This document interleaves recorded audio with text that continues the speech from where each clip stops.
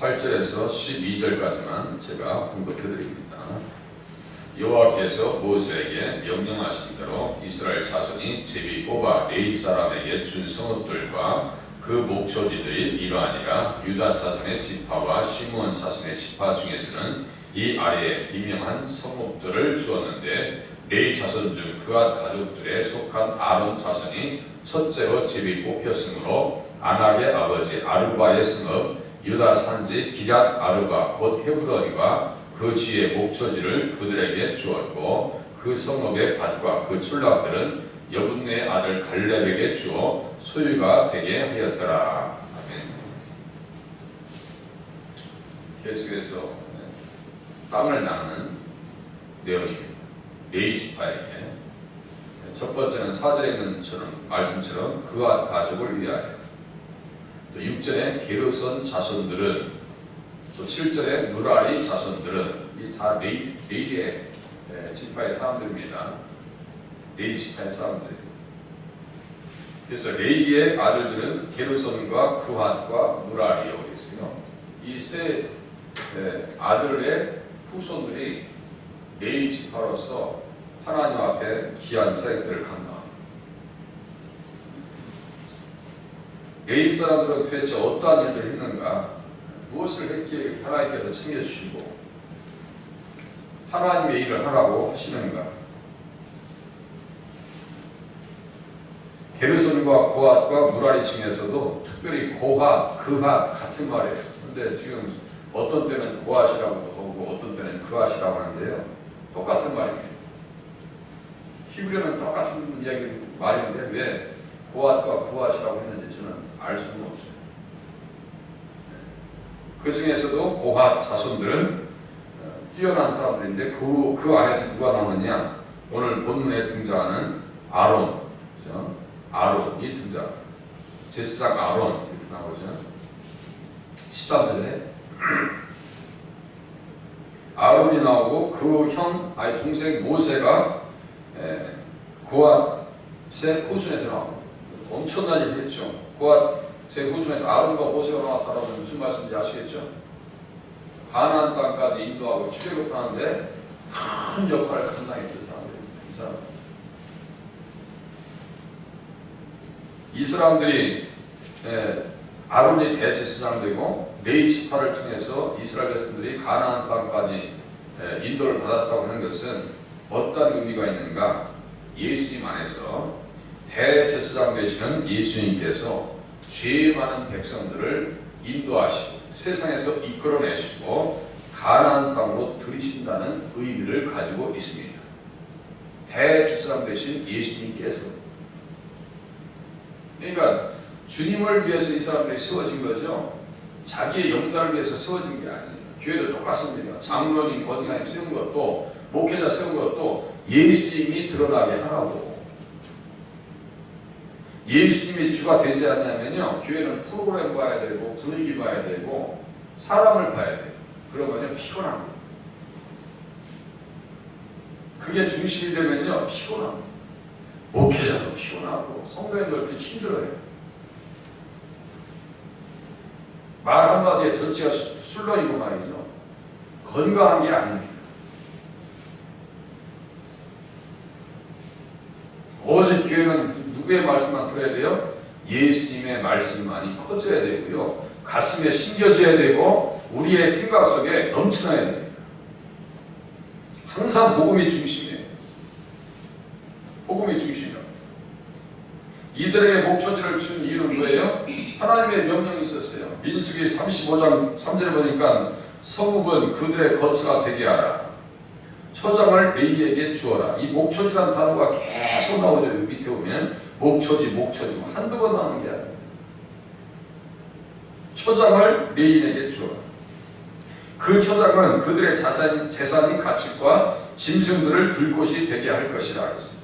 짐승들도 실추했어요. 10마리 중에 1마리 지나가면 그거 하나님 앞에 드려요. 레위 사람들에게 드리라고. 초장이 필요하죠. 계속해서 예배 드리면서 그 사람들은 재물을 잡아야 돼요. 10마리 중에서 이렇게 봤더니 그 중에 잘생긴 놈이 지나간단 말이에요. 마음에 아까운 생각이 들어서 이걸 빼고 좀 못난 놈 갖다 줘야 되겠다. 그거 안 돼. 그거 빠꾸 해가지고 그거까지 해가지고 물르려면은 한 바위 더 드려야 돼. 그렇게 돼 있어요, 성경에.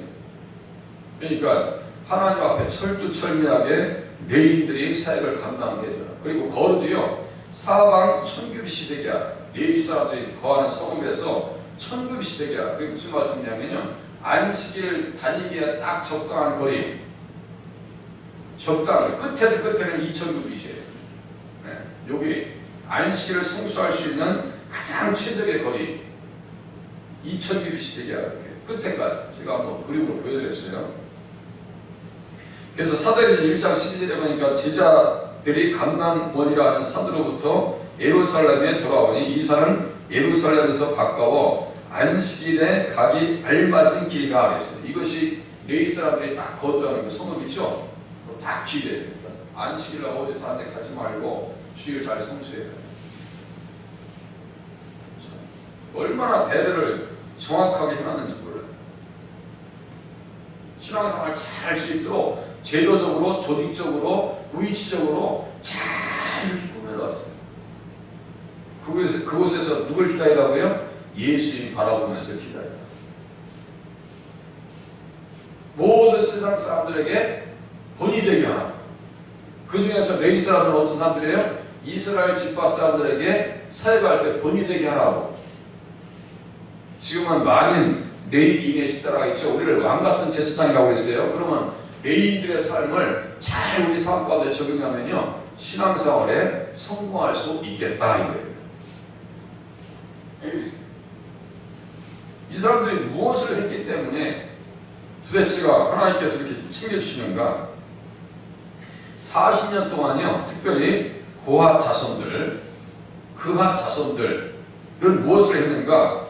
지성물을 옮기면서 이스라엘 백성들을 섬겼습니다. 텐트 치면, 성막을 치면 그 안에 가서 그냥 휘장, 떡 있죠, 떡상, 등잔, 번제단 이런 것 그냥 계속 들고 다녀요. 이 그와 자손들이 할 일입니다.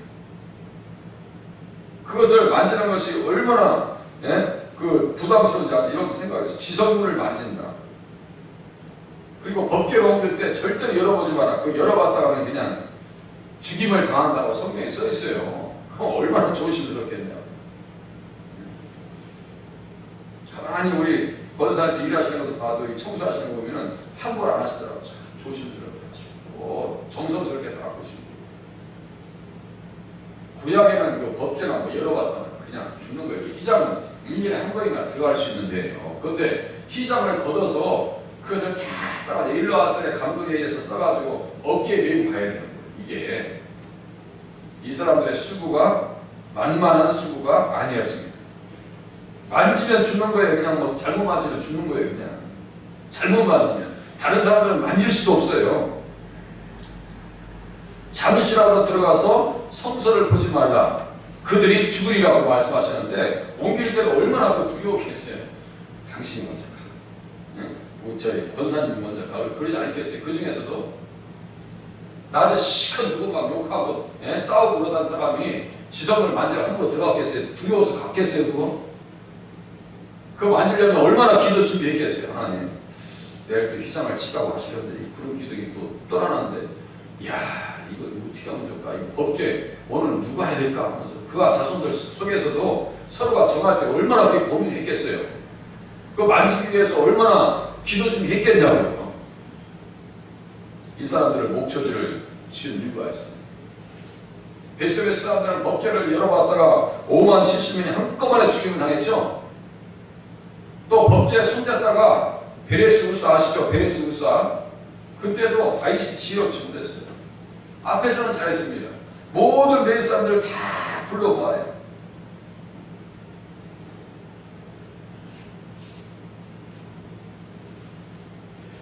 초원이 딸린 성읍에 사는 제사장과 레위 사람에게 전령을 보내 그들을 우리에게 모이게 하고 우리가 우리 하나님의 귀를 우리에게로 옮기자. 아니 의도는 좋았다니까요. 의도는 되게 좋았어요. 그리고 그 이유를 알아요. 하나님의 귀 앞에서 사울 때는 묻지 아니하였느니라. 참 그게 문제였죠. 기도하지 않는 게 큰 죄였죠. 그때까지 좋았어요. 그런데 이놈가 순간 이거예요. 그 당시에 레이사람도 정신없는 사람들 반대를 했어야 되는 거예요. 이거 손대고 수레로 옮길 일이 아닙니다. 이게 어깨에 왜 옮겨야 돼요? 라고 따지고 써야 되는 거예요. 여러분들은 항상 교회 오시면 왜 예수님 얘기 안 해주냐고 따져 물으셔야 되는 거예요.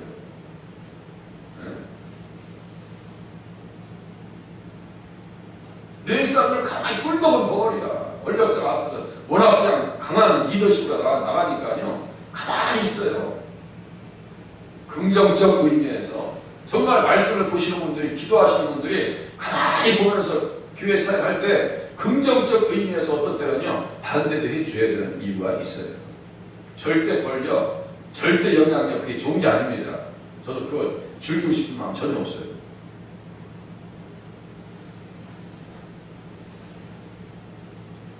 손댔다가 그냥 베레스라고 하는 거예요. 터치고 나왔더라. 들어보셨죠? 터치고 나왔더라. 창세기 38장 다말의 아들로 베레스가 터치고 나왔더라. 이게 다 깨고 나왔다는 얘기, 다 찢어버렸다는 얘기거든요. 우사의 삶이 그렇게 비참하게 망가집니다. 뭘 몰라서요? 말씀을 몰라서. 말씀을 모르면 재앙이더라. 그들에게 왜 마지막으로 목초지와 헌물을 드리게 했는가? 이 사람들이 해야 될 일이 뭡니까? 레위 사람들은 백성이 제자리에 서 있는 동안 그들에게 율법을 깨닫게 했다. 느헤미야 8장 7절입니다. 율법을 깨닫게 했다. 이건 이제 어떤 말씀을 들으셔야 돼요? 율법을 통해서 말씀하신 예수 그리스도의 복음을 깨닫게 하였더라. 이렇게 들으셔야 돼요. 그동안 제가 말씀 드려왔던 내용과 비교해 보면 맞는 것 같아요? 틀린 것 같아요? 맞는 얘기죠. 율법을 통해서 누굴 얘기해야 돼요? 예수님 얘기해야 돼요. 그런데 아니 대세 사람들과 서기관과 바리새인들은요 안식일마다 예언한 선지자들의 말을 알지 못함으로 예수님을 정죄했다고 했어요. 그 사람들은 율법을 달달 외웠다니까요. 예수님 오실 때에도 베들레헴에 예수님이 성탄하실 것을 알았어요. 네? 그런데 그 깊은 의미를 몰랐어요. 아니 지식이 머릿속에 있어요. 이게 머릿속에 있는데 가슴에 없는 거예요. 이게 동방 박사들 그 이방인들만 또 못한 거예요. 이게 얼마나 땅을 칠 일입니까? 평생 교회 다 했는데 천국 가보니까 없어. 그 왜 그런 거예요? 가슴에 예수가 있는 거예요? 없는 거예요? 없는 거예요. 요새 기독교인들이 그렇게 신앙생활하는 사람들이 무지기수예요. 예수님 얘기하면요 못 알아듣습니다. 이게 뭔 말이니? 네? 생전 처음 들었대. 박원사 여기 자리에 계시니까 왔어요. 아니 창세기에 내 자손으로 말미암아 천하 만민이 복을 받을 것이다. 생전 처음 들으셨대. 그게 뭔 말인지 안 배웠대요. 그 자손은 누굴 얘기하는 거예요? 누굴 얘기하려고 아브라함을 세운 거예요? 예수님 얘기하려고 세우시더라고요. 땅의 모든 족속이 너로 말미암아 복을 받으리라. 그게 복음이라고 했죠. 복음이라고 말씀드렸어요. 갈라디아 3장 8. 제가 혼자 얘기했으면요 제가 이단이지. 사도 바울이 성령 받고 구약을 무엇으로 풀어요? 복음으로 다 풀어버립니다.